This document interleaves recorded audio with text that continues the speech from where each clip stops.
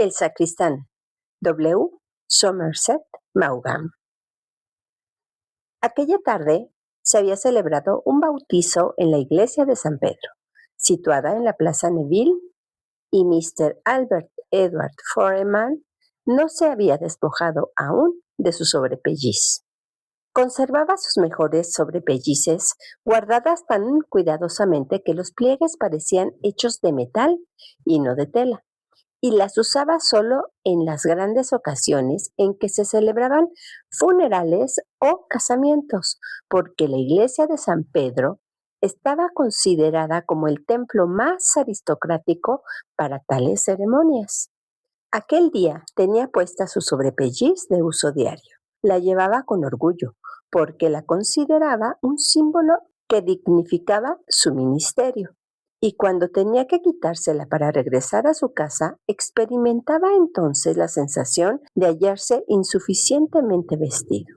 La cuidaba con esmero, planchándola personalmente. Durante los 16 años que había sido sacristán de aquella iglesia, había reunido una serie de tales vestiduras y no había querido nunca desprenderse de ninguna, por muy viejas que estuviesen.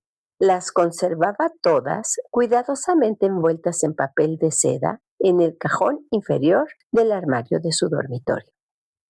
Aquella tarde, el sacristán se ocupaba en acomodar silenciosamente la tapa de madera pintada de la pila bautismal y en poner en su lugar una silla llevada allí para que se sentara una señora inválida. Entre tanto aguardaba a que el vicario terminara en la sacristía para ponerlo todo en orden allí y regresar a su casa. De pronto notó que el vicario cruzaba el presbiterio, haciendo una genuflexión ante el altar mayor, y se acercaba a él por la nave lateral, revestido aún con los ornamentos. ¿Qué andará haciendo de un lado para otro?, se preguntaba el sacristán, añadiendo en un tono típicamente londinense.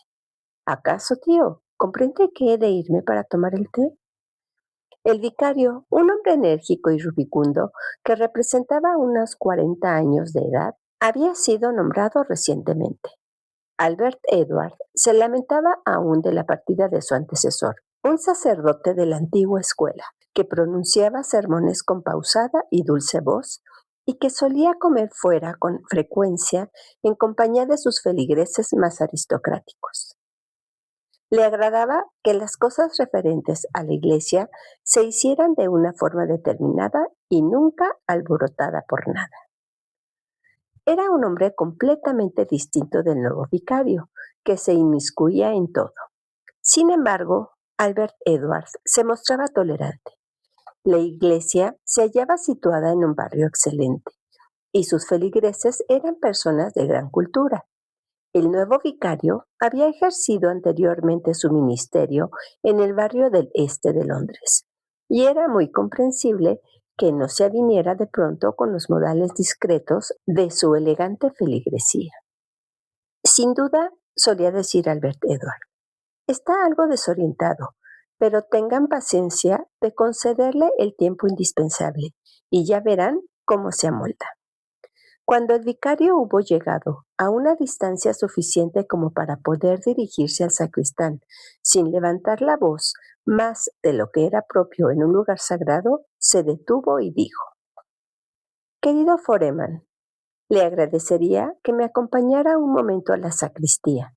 Tengo algo que decirle». «Bien, señor». El vicario aguardó a que se acercara y a continuación echaron a andar. «Ha sido un bautizo muy bonito», dijo el sacristán.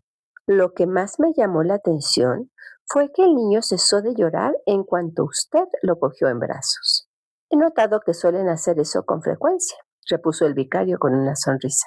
«Tal vez no sea de extrañar, ya que ha tenido usted tanta práctica en este sentido». El vicario sentía una especie de secreto orgullo, sabiéndose capaz de calmar a cualquier niño llorón por su forma de cogerlo, y no ignoraba la embobada admiración con que lo miraban los padres y las nodrizas cuando acomodaba a la criatura en la curva de su brazo. El sacristán sabía perfectamente cuánto le complacía que le felicitaran por el talento que demostraba en este sentido. El vicario entró en la sacristía delante de Albert Edward, y éste se mostró algo sorprendido al notar la presencia de los dos celadores de la iglesia. No los había visto entrar. Le saludaron haciendo una apacible inclinación con la cabeza. «Buenas tardes, milord». «Buenas tardes, señor», dijo Albert, dirigiéndose a uno y otro. Ambos eran hombres de edad y habían sido celadores de la iglesia casi tanto tiempo como Albert Edward, sacristán.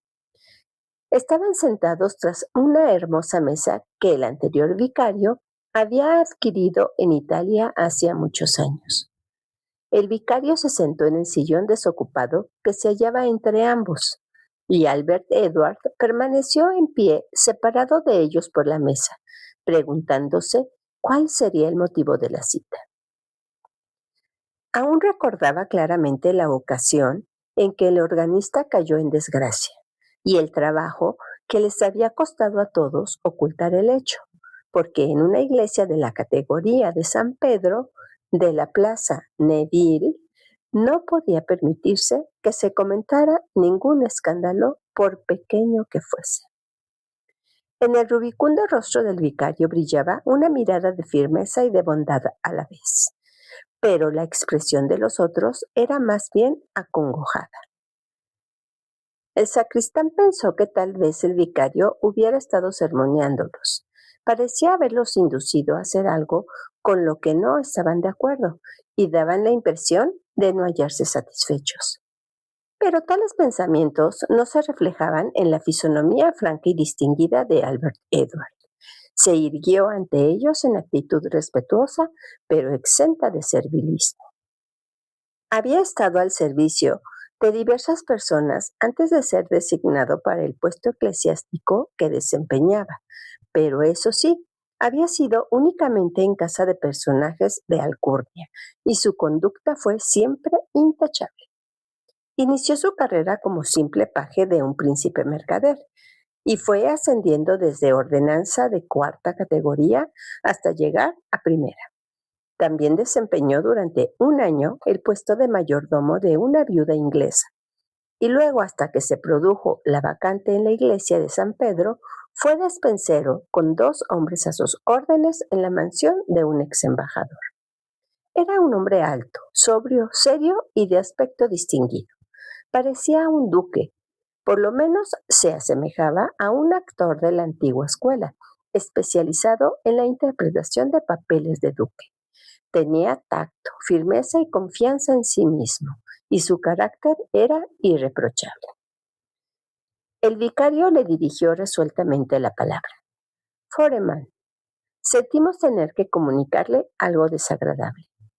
Usted ha estado al servicio del templo durante muchos años, y creo que Usía y el general están de acuerdo conmigo en que ha cumplido usted con los deberes de su cargo con la aprobación unánime de todos». Los 2 celadores asintieron con un movimiento de cabeza, y el vicario continuó. «Pero ha llegado a mi conocimiento un caso realmente extraordinario, y, creyendo que era mi deber, he puesto en antecedentes a los señores celadores. Descubrí, con el consiguiente asombro, que no sabe usted leer ni escribir». El rostro del sacristán continuó impasible. «El anterior vicario lo sabía», contestó, y afirmaba que no tenía nada que ver. También solía decir que, en su opinión, el mundo era demasiado instruido. «Es lo más asombroso que he oído», exclamó el general.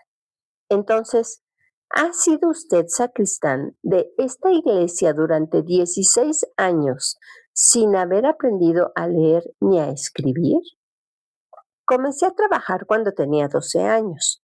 El cocinero trató en más de una ocasión de enseñarme, pero por lo visto yo no tenía habilidad para aprender. Luego, por una razón o por otra, no tuve tiempo.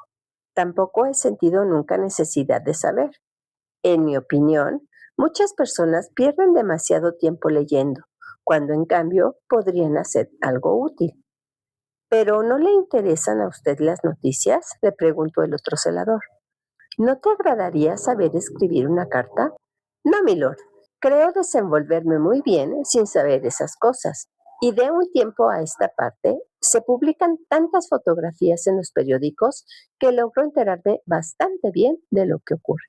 Mi esposa es una mujer muy educada y si deseo escribir una carta, ella me la escribe.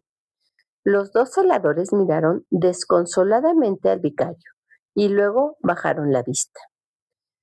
Bien, Mr. Foreman, he cambiado impresiones con estos señores y los tres estamos conformes en que la situación es insostenible.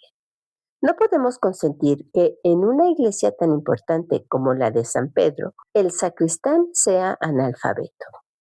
Albert Edward comenzó a mover maquinalmente la cabeza. Su rostro delgado y pálido enrojeció, pero no pronunció una sola palabra. Sepa usted, estimado Foreman, que no tengo la menor queja contra usted. Desempeña su cometido a mi entera satisfacción. Tengo el más elevado concepto, tanto de su carácter como de su capacidad, pero no tenemos derecho a correr el riesgo de que surja cualquier incidente debido a su ignorancia. Es una cuestión de previsión y de principios. ¿Pero no podría usted aprender?, le preguntó el general. No, señor, me temo que no. Por lo menos ahora. Debe usted saber que no soy tan joven, y si cuando era niño no lograba que me entrara nada en la cabeza, no creo que exista ahora la menor posibilidad. No deseamos ser desgraciados con usted, Mr. Foreman, dijo el vicario, pero tanto los señores celadores como yo estamos completamente decididos. Le daremos 3 meses de plazo, y si en ese tiempo no aprende usted a escribir, lamento tener que decirle que deberá retirarse. A Albert Edward no le había sido nunca simpático el nuevo vicario. Había dicho desde el primer momento que las autoridades eclesiásticas se habían equivocado al confiarle una iglesia de la categoría de la de San Pedro.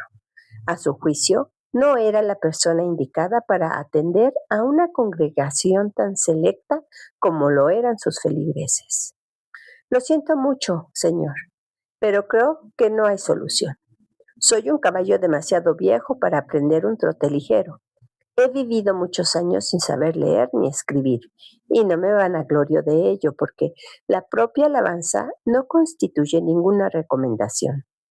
No me importa repetir que he cumplido mi deber en el camino de la vida que me ha tocado en suerte recorrer. Y también he de manifestar que creo firmemente que si pudiera aprender ahora, no querría hacerlo. En ese caso, Foreman, y lo siento realmente, no le queda otra solución que retirarse. Sí, señor, lo comprendo.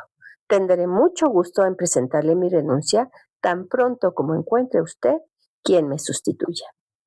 Pero cuando Albert Edward, con su cortesía habitual, hubo cerrado la puerta de la iglesia tras el vicario y los dos celadores, le fue imposible soportar la afrenta y notó que sus labios temblaban.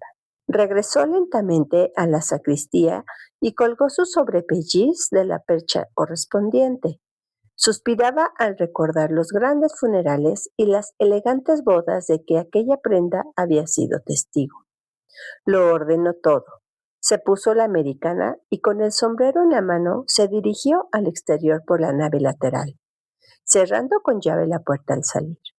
Cruzó la plaza y, ensimismado con los recuerdos del pasado, no acertó a dar con la calle que conducía a su casa, donde le esperaría una taza de té. Seguía andando lentamente por otra calle. Sentía oprimido el corazón. No sabía qué hacer. No le seducía la perspectiva de verse obligado a desempeñar un servicio doméstico después de haber sido su propio amo durante tantos años. Tanto el vicario como los celadores podrían decir lo que quisieran, pero él se consideraba como la persona que había dirigido la iglesia de San Pedro de la Plaza Neville y por lo tanto no se avenía a aceptar una situación de inferioridad. Había ahorrado una buena suma, pero no la necesaria para poder vivir sin hacer nada, y la carestía de la vida se dejaba sentir cada día con mayor intensidad. Nunca creyó tener que pensar en estas cuestiones. Consideraba que los sacristanes de la iglesia de San Pedro de la Plaza Neville, como los papas de Roma, eran inamovibles. Muchas veces cruzaron por su mente los gratos comentarios que sin duda haría el vicario el primer domingo siguiente a su salida, ensalzando el largo y fiel servicio prestado y las ejemplares prendas que adornaban al ex sacristán Albert Edward Foreman. Suspiró hondamente. Albert Edward no fumaba ni bebía, pero a veces le agradaba tomar un vaso de cerveza en las comidas y cuando se sentía cansado fumarse un cigarrillo. Le pareció que en aquella ocasión un cigarrillo le consolaría. Y no llevando ninguno, miró alrededor en busca de un estanco donde adquirir un paquete de tabaco rubio. No encontró ninguno y prosiguió su camino. Era una calle larga, con una infinidad de tiendas, pero no había una sola donde pudiese comprar cigarrillos. Es extraño, se dijo Albert Edward. Para cerciorarse de que no se había equivocado, volvió sobre sus pasos recorriendo de nuevo la calle. Efectivamente, no había duda. Se detuvo y reflexionó, observando la calle en ambas direcciones. No creo ser el único hombre que circule por esta calle y se le antoje un cigarrillo, se dijo. Esto me hace pensar que uno podría ganarse aquí la vida perfectamente, estableciendo un negocio de esos que se dedican a la venta de cigarrillos y caramelos. Al instante se sintió como electrizado. Me parece una excelente idea, pensó. Es extraña la forma en que acuden las ideas a nuestra mente cuando menos pensamos. Dio la vuelta, regresó a su casa y tomó una taza de té. «¿Qué callado estás esta tarde, Albert?», observó su esposa. Albert Edward, por toda respuesta, contestó. «Estoy pensando». Consideró el asunto desde todos los puntos de vista y al día siguiente se dirigió a la misma calle y tuvo la suerte de encontrar un local por alquilar que parecía convenirle. A las 24 horas ya lo había alquilado y al mes de retirarse para siempre de la iglesia de San Pedro de la Plaza Neville, Albert Edward Foreman estableció un estanco y una agencia de periódicos. Su esposa le censuraba manifestándole que lo consideraba un gran descenso después de haber sido sacristán de la iglesia de San Pedro, pero él le contestaba que había que avanzar con la época. La iglesia no era lo mismo que antes, y en lo sucesivo él pensaba dar al César lo que es del César. El negocio tuvo tal éxito que Albert Edwards pensó fundar al cabo de un año aproximadamente otro negocio semejante, poniendo al frente un administrador. Comenzó a buscar otra calle igualmente larga y en la que no hubiera aún un estanco, y cuando la encontró, alquiló un local y almacenó los géneros. Aquel también fue un éxito. Pensó a continuación que si podía llevar dos negocios igualmente podría hacerlo con media docena y se dedicó a recorrer a pie la ciudad de Londres.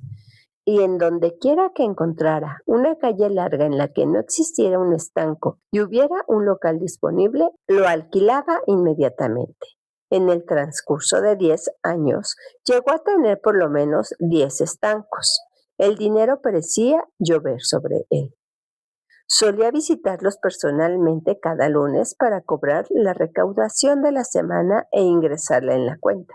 Cierta mañana, cuando se hallaba en el banco depositando una gran cantidad de billetes y monedas de plata que llevaba en un maletín, el cajero le dijo que el director deseaba hablar con él. Se le hizo pasar a un saloncito y el director, adelantándose, le tendió la mano. «Mr. Foreman, deseaba hablarle sobre el dinero depositado por usted en nuestro banco. ¿Sabe usted por casualidad a cuánto asciende esa suma? Tal vez no pueda decirlo con exactitud, pero con una diferencia de una libra esterlina de más o de menos, creo tener una idea aproximada de lo que tengo en cuenta corriente. Prescindiendo de lo que ha ingresado usted esta mañana, asciende ya a 30,000 libras. Es una suma demasiado elevada para tenerla en una cuenta corriente y deseaba sugerirle que sería conveniente invertirla en algo productivo». «No quisiera correr ningún riesgo, señor», repuso Albert, «y sé que en el banco están completamente seguras. Esto no debe preocuparle a usted lo más mínimo. Nosotros le haremos una lista de los títulos y valores que producen una renta segura y le dejarán más intereses que el que podría ofrecerle el banco. Una mirada inquietante alteró el rostro plácido y distinguido de Mr. Foreman.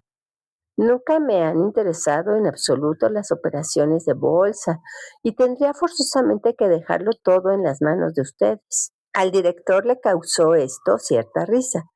Nosotros nos encargaríamos de todo. Lo único que le rogamos haga la próxima vez que venga es firmar los necesarios documentos de transferencia. Esto podría hacerlo, contestó Albert con cierta perplejidad, pero ¿cómo sabría lo que estaba escrito? Supongo que sabrá usted leer, dijo el director incisivamente. La mirada de Mr. Foreman lo desarmó. Ahí es precisamente donde está la dificultad. No sé leer. Comprendo que resulta ridículo, pero así es. Efectivamente, no sé leer ni escribir.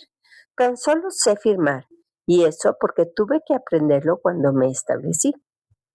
El director se sintió tan sorprendido que se incorporó. Es la afirmación más extraña que oí jamás.